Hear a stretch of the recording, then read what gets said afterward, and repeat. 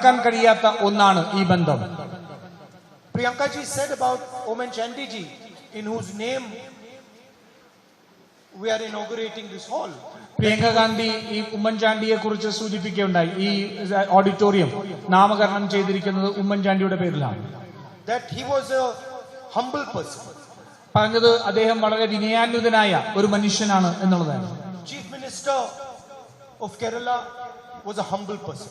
കേരളത്തിന്റെ മുഖ്യമന്ത്രി വിനയാന്വിതനായ ഒരു മനുഷ്യനായിരുന്നു എന്നുള്ളതാണ് പറഞ്ഞത്. And you might meet other leaders from all levels who get a little bit of power and they become arrogant.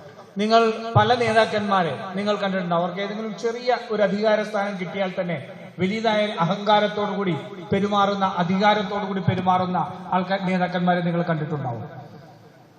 There are very senior leaders in India at the national level who have no humility whatsoever. ദേശീയ നേതൃത്വത്തിൽ തന്നെ നോക്കിയാൽ ഒട്ടേറെ നേതാക്കന്മാരുണ്ടാകും.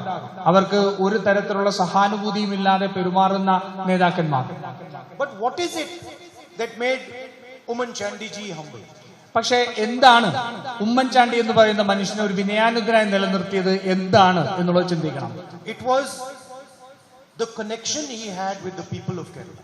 അദ്ദേഹത്തിന് കേരളത്തിലെ ജനങ്ങളുമായി ഉണ്ടായിരുന്ന ബന്ധമാണ് അദ്ദേഹത്തെ വിനയാന്വിതനായി നിലനിർത്തിയത്.